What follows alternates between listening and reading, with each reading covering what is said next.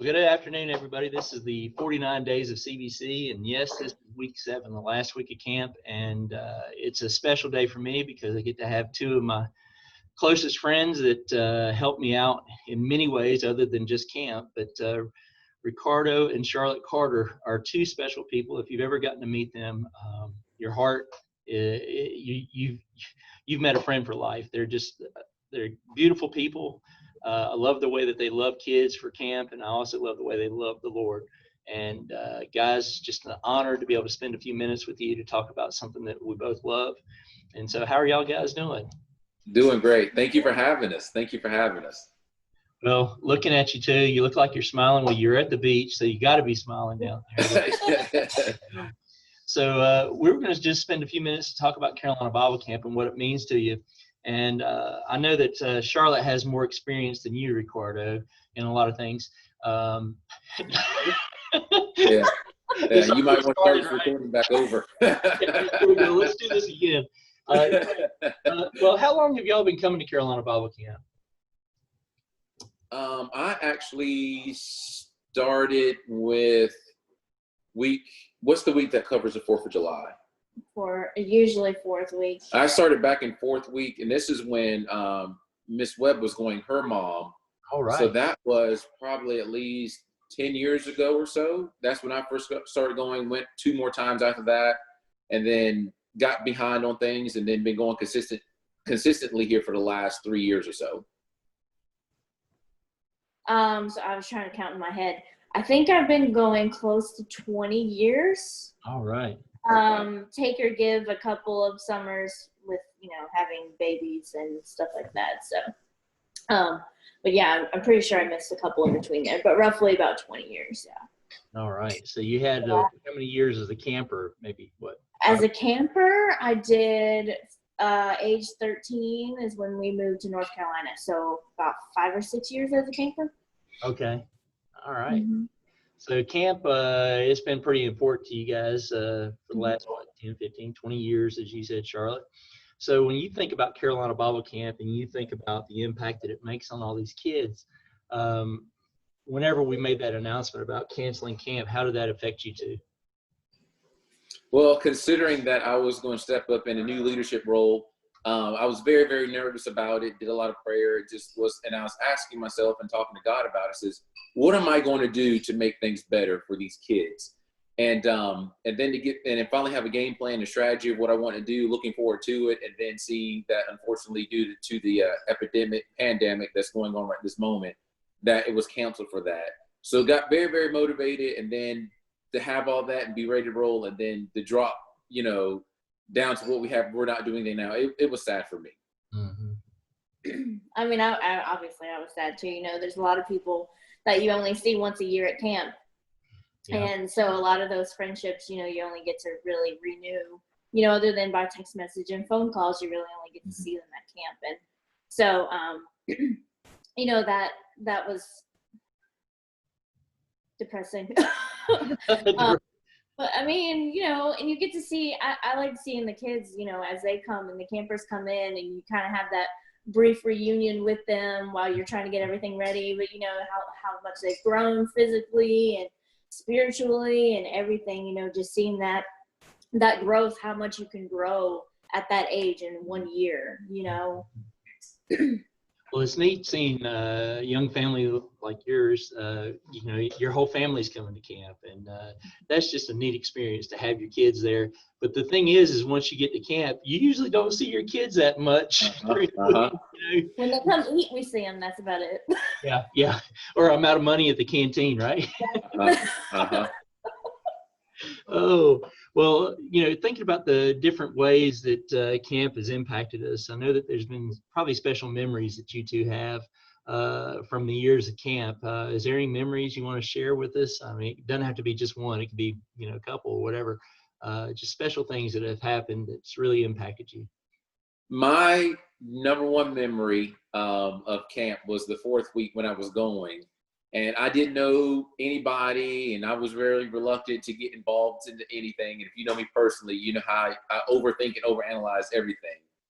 And we were getting ready for the 4th of July, and I was with the staff cabin, I believe it was. And we were doing the contest for 4th of July. The talent show. That's what it was, the talent show. And so it was so very difficult to get the staff involved. I said, guys, we're going to do something. We're going to win this. We're going to win this. We're going to win this.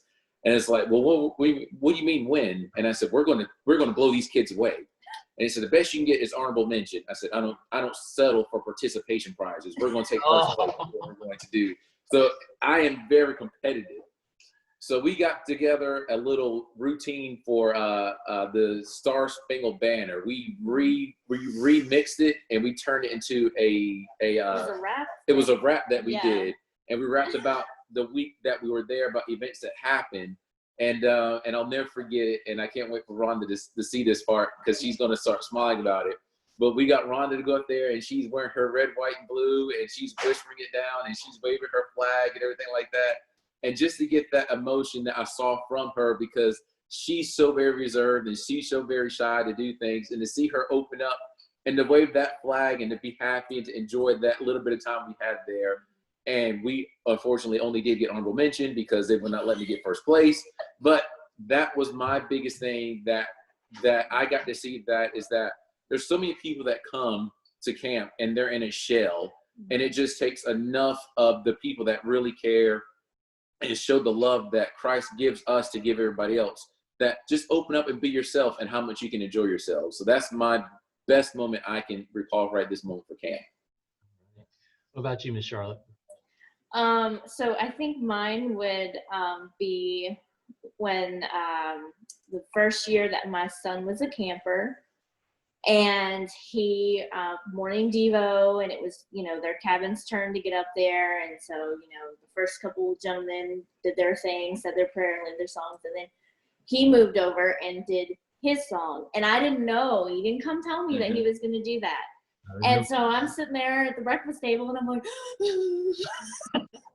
because and if you know him, he's very kind of shy and reserved at first until he's comfortable around you. And, and he got up there, and he's not one to bring attention to himself. He does not like when everyone's looking at him. He does not get in front of crowds. And he got up there and he led that song. And then after he finished, and they, came and sat back down, and I was like, you didn't tell me you were going to do that. He's like, it was supposed to be a surprise, Mom. And I'm like, oh. Rip your heart out, right? Proud, very proud moment. So yes, I think that tops all of the other memories of camper memories. Yeah, there you go. Well, I know that the times we spent together at camp is just, it's always, it's hard work. I mean, there's no doubt about it, but there's so much fun that goes in, and being there together, making things happen. You guys have, I've come up and asked you to do something, and it's no hesitation. Well, Ricardo always pushes back, but can't be yes to everything. I know a couple of years ago I asked Ricardo to be my kitchen director, and I can remember one thing he said, hey, can we buy fresh vegetables and stuff like that? I want to cook fresh stuff. I want to do this frozen stuff. I was like, no. Keep it simple. But there's always a lot of fun. And then whenever you leave the cabin early in the morning, you walk by the van, because Too Tall over here can't fit in the cabins, and he's sleeping. But those are the fun times. When you they are. And I'm gonna share just one more memory as well too, with thinking about while being the kitchen director, and his name will go without being mentioned, but we had to pour chocolate milk for certain people, and then every day that we got, yes, he knows who he is, and every day that we got up, that was my primary mission in the back of the kitchen. Does Mr. DP have chocolate milk to sustain him for this certain meal?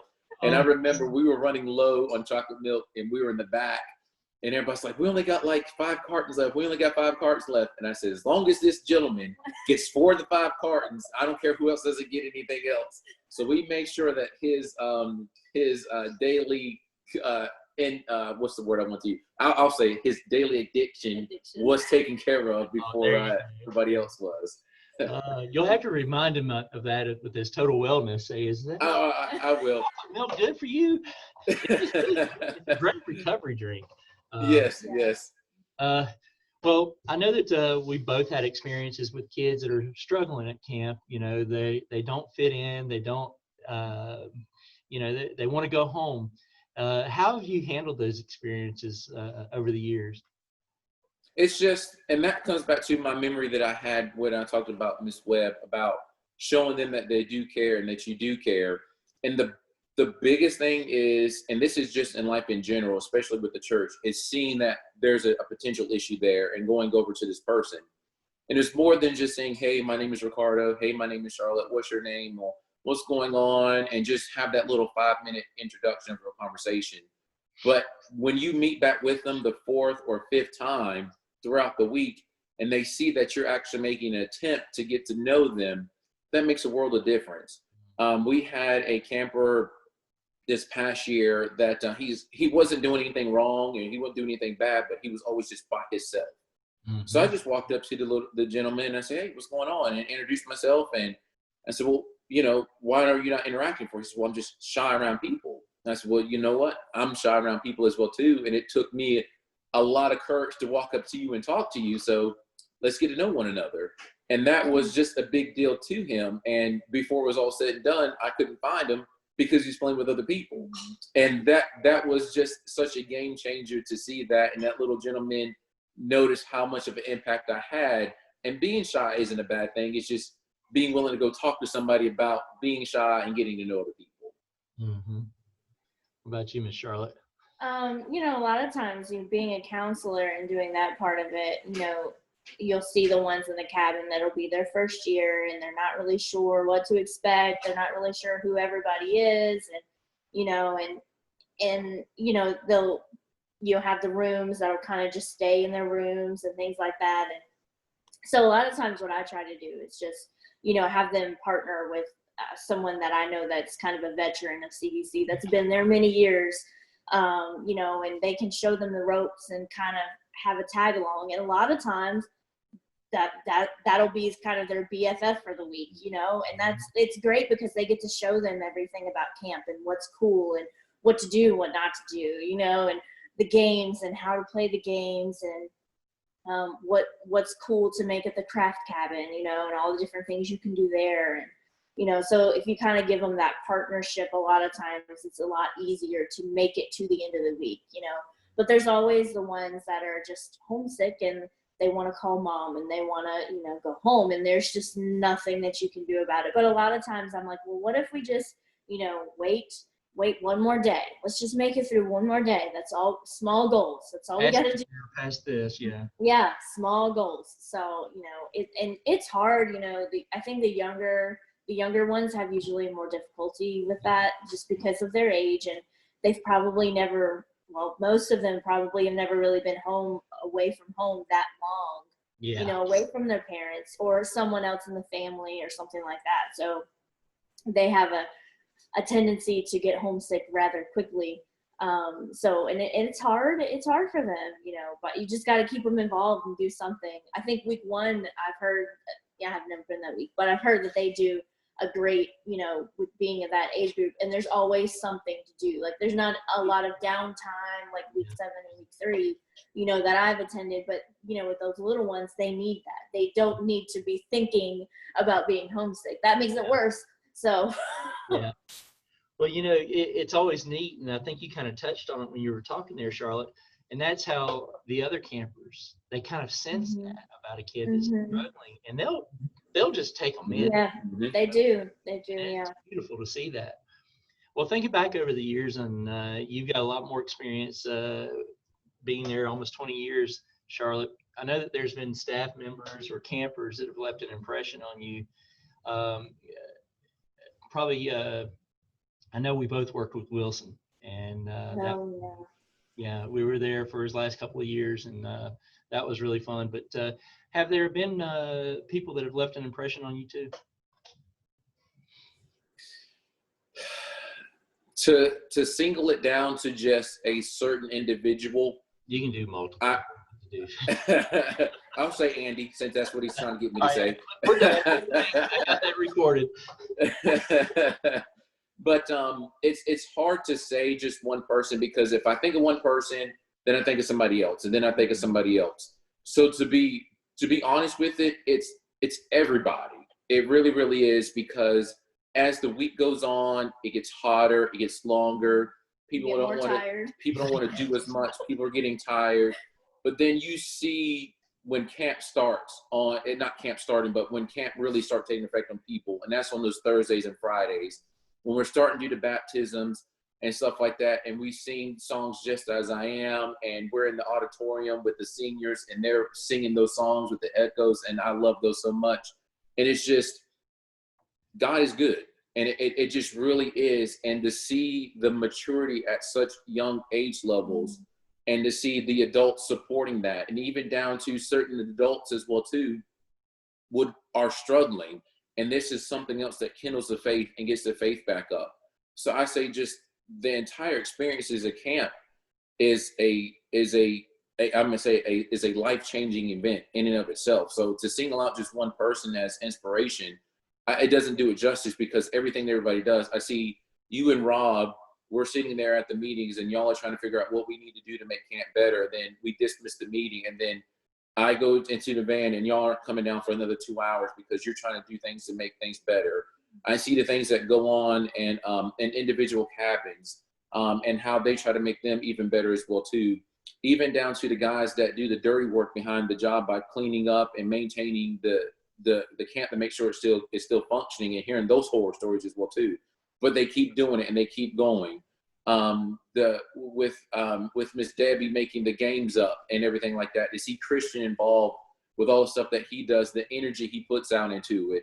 And then some of the sub stories I hear about certain competitions that I know these people personally, and it'd be like a burping competition, and they rocking somebody out the window, and you see sides of people that you don't ever see. And I say to them all the time, John Yukich in shorts. It's just epic to see how different everything is when people are actually able to relax and to be themselves. So I would just say the whole experience as camp would be my changing story for everything. Yeah, I mean, I kind of agree.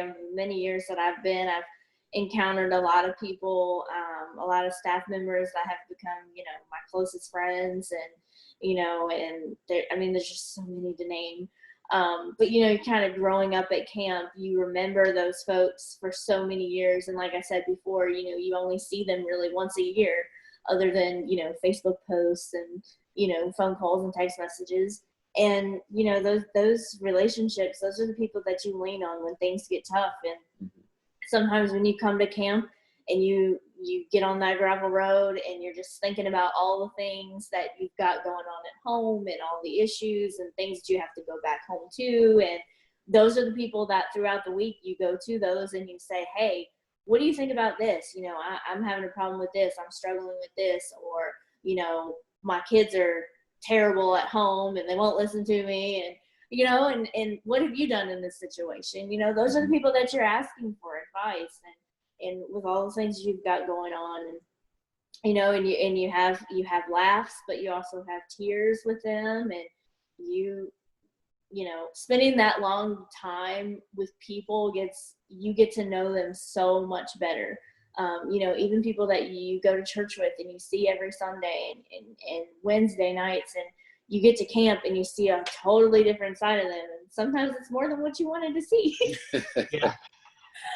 But you get to you rekindle those relationships every year at camp, just spending that much time with them, at 3 meals a day, and worship every night, and just those are the things that you just become closer as a group, and you remember those things every year. And those are the people that you go to when something's wrong. Those are your best friends per se. Mm-hmm.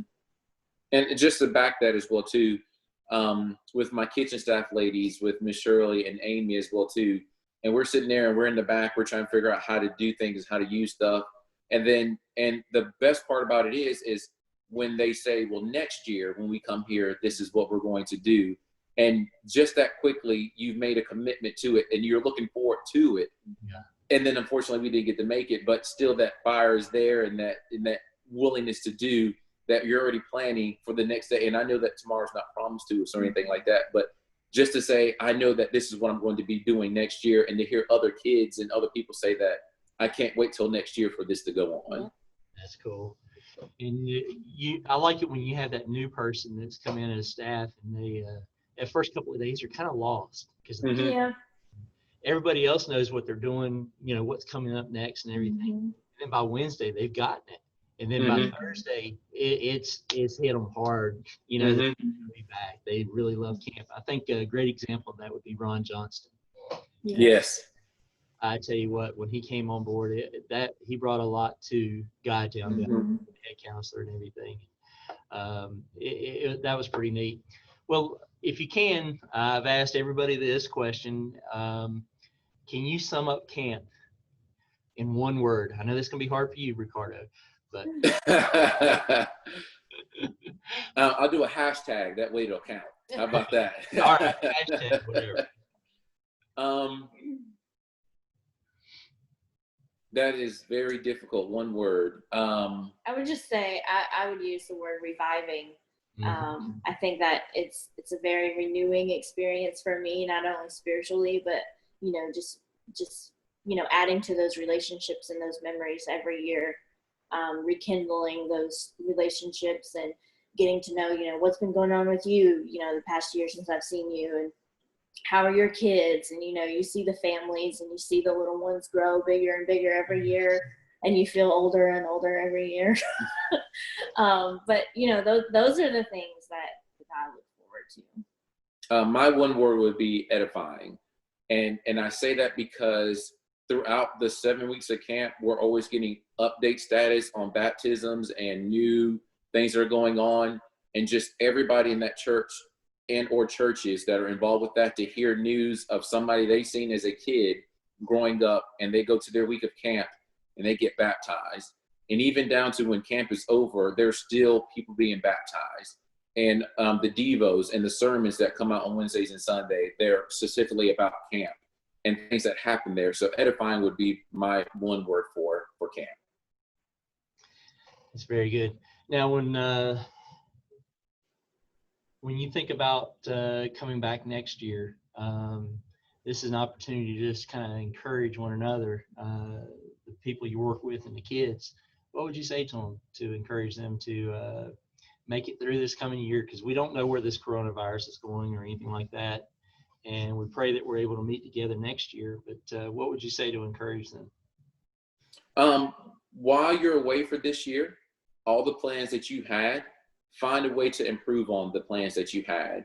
So not only do you have 1 year that you have the opportunity to plan for what you're going to do, now you have 2 years. And then when you get here with the plan, execute it and let everybody know what your thoughts are, what your feelings are, and what's the one thing I can do to make camp better. And I think that if we all do that, then camp will be edifying for everyone, because we're always trying to make it better, and you've actually had time to get your ideas together. I would just say, just continue to keep your fire burning. A lot of times camp is the place where you're adding the wood and you're getting your fire going, and that lasts you a year. And when you don't have that big renewal, kind of like a youth rally, and you don't have that reunion with the members that are in your family, you don't have that. And so I would just say, just reach out to those that you miss, and maybe do a Bible study online, or send each other scripture or something to keep the fire going. Well, it's been a true honor for me for just a few minutes that we've been able to sit here and talk together and laugh and share some good memories of Carolina Bible Camp as we continue with this 49 days of CBC. We're almost through that, and it's hard to believe that the 7 weeks have already gone by so fast. And I think y'all both have opened my eyes to a couple of things just talking with you guys. One, I know you love Carolina Bible Camp, and you do everything you can to help the work that goes on there multiple weeks. You still work week 3, Charlotte, and week 7, and Ricardo week 7. and you go up there and visit, and sometimes you have to work when you're just visiting, you know. Mhm. But there's always something that each one of us can do, whether you're a director, a counselor, or kitchen staff, or whatever. There's always something you can do to help out camp.